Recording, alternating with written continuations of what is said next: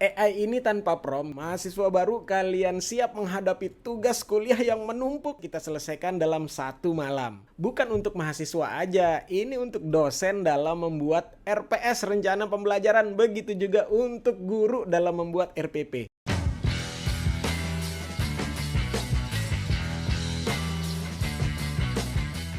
Kalian langsung cari braintext.ai. Nah, itu di enter. Kita masuk ke halaman braintext.ai. Ini tampilannya, kita langsung login aja. Nah, di bagian kiri itu ada AI Writer. Di sini banyak banget fungsinya. Dari buat skripsi dengan berbagai macam menunya, buat tesis sama berbagai macam menunya, buat disertasi. Buat disertasi juga ada. Coba kita lihat fitur apa lagi. Buat jurnal ilmiah, ini banyak banget menunya. Buat makalah, wah ini cepet banget buat makalahnya.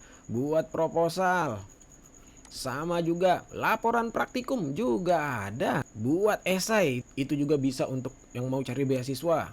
Kalau teman-teman perhatikan di setiap fitur tadi ada menu-menu spesifiknya. Itu bisa dipilih sesuai kebutuhan. Masih banyak.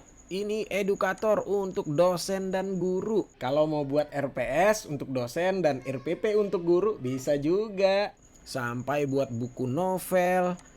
Tuh ada yang untuk song lyrics, olah bahasa, ini macam-macam. Sampai marketing dan periklanan juga ada. Media sosial, keperluan media sosial juga ada, banyak banget menunya ya. Sampai e-commerce juga bisa di sini dengan berbagai macam menunya. Dan lain-lain ya, seperti email dan lain-lain. Oke. Di sini kita masuk ke bagian makalah. Kita pilih dulu judul makalah kalau belum punya topik yang mau diteliti, kalau ada tugas dari dosen. Di bagian pertama kita masukkan mata kuliahnya ya, lalu tingkat pendidikannya bisa mahasiswa atau bisa SMA ya. Karena kita mahasiswa, kita pilih langsung mahasiswa dan kita pilih mode AI-nya. Saya contohkan kita pakai premium fast dan kita hasilkan. Langsung diberikan hasilnya di kolom yang sebelah kanannya. Di sini ada rekomendasi judul untuk makalah kalian untuk mata kuliah bisnis digital tadi tentang bidang green marketing. Nah, di situ ada 5 judul pilihan dikasih beserta fokus dan kelebihan dari judul itu. Nah, di bagian bawahnya ada rekomendasi yang terbaik.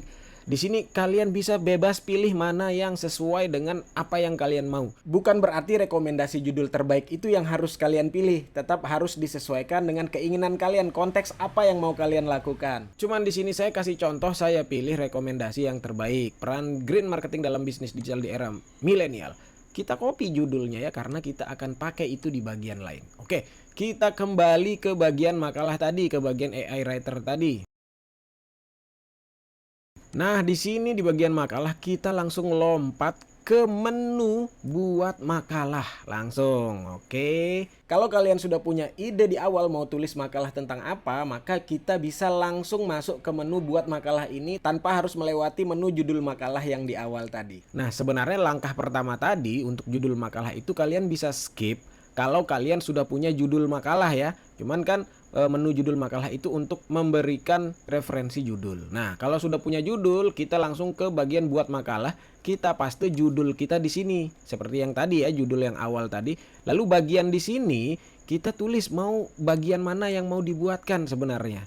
Nah, di situ kan ada contohnya, di situ ada pendahuluan dan lain-lain. Kita bisa tulis aja semuanya. Kemudian poin pembahasan yang opsional tuh, kita pengen di dalam makalah nanti ada data-data survei. Perhatikan di bagian poin pembahasan ini. Nah, di sini kalian bisa tuliskan clue-clue atau perintah yang diberikan oleh dosen kalian terkait isi makalahnya harus apa aja. Masukkan aja di situ. Kemudian di bagian bawahnya lagi ada sertakan referensi, itu bisa dicentang, pilih referensinya 20, nanti jumlah referensinya, jumlah daftar pustakanya tahunnya 10 tahun terakhir. Karena membuat makalah ini kalian berlatih membuat karya tulis ilmiah. Jadi karya tulis ilmiah itu harus ada sumber ilmunya, ya referensi itu. Masukkan outline. Outline ini adalah komposisi bab dan subbab dari makalah kalian. Lalu di nada tulisan kita pilih aja akademik. Panjang kata, ini jumlah kata sebenarnya ini bisa ditulis 3000, 5000 atau misalnya di sini saya pakai 10.000 supaya jumlah katanya itu maksimal ya. Sebenarnya nggak sampai 10.000, cuman lebih banyak nanti katanya. Terus di model premiumnya saya contohkan di sini model premium deep supaya nanti hasilnya lebih mendalam pembahasannya. Udah, kita langsung tekan hasilkan aja. Makalah kalian langsung dirangkai. Langsung ya, sebelah kanannya itu dia merangkai berdasarkan judul yang kita pilih, berdasarkan bagiannya, bab dan subbabnya tadi yang kita masukkan, ya kan. Penjelasannya ini tingkat penjelasan mahasiswa. Oke, lalu dibuatkan juga, ditambahkan juga di dalamnya data-data survei di Indonesia dari lembaga survei yang kredibel. Nah, kalau kita pakai menu Premium Deep tadi, hasilnya akan lebih mendalam, lebih detail pembahasannya dibandingkan dengan model Premium Fast yang dia memang lebih cepat hasilnya Premium Fast tapi kurang mendalam. Nah, itu pilihan kalian sebenarnya. Dia masih terus berjalan, berpikir merangkai makalah yang kita mau. Kalau sudah jadi, hasilnya coba lihat. Lengkap banget sampai kesimpulan dan saran, sampai daftar pustakanya yang banyak banget. Semua lengkap dengan link-link doinya. Artinya daftar pustakanya ini sudah sesuai dengan style APA ya, American Psychological Association. Ya, seperti itulah style penulisan daftar pustakanya.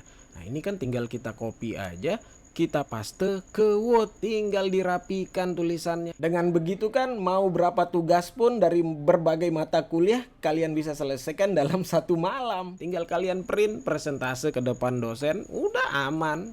Sebentar. Kalau misalnya makalah yang tadi itu kurang panjang isinya, oke, kalian mau, aduh kurang nih, tambahkan lagi. Misalnya di bagian latar belakangnya kok kurang. Di menu ini misalnya di bagian latar belakangnya hanya 2 paragraf atau 3 paragraf. Kita mau tambahkan supaya lebih panjang. Nah, bisa.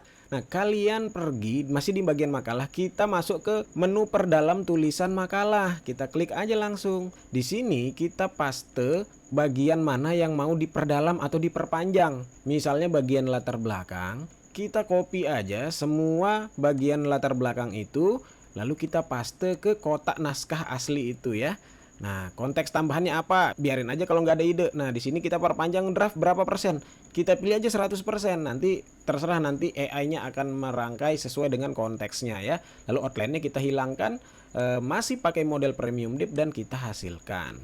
Hasil yang diberikan, nah latar belakang sekarang ini lebih panjang dia. Nah, begitu ya untuk bagian-bagian selanjutnya. Kalau misalnya ingin diperdalam pembahasannya, bisa di menu tadi, perdalam tulisan.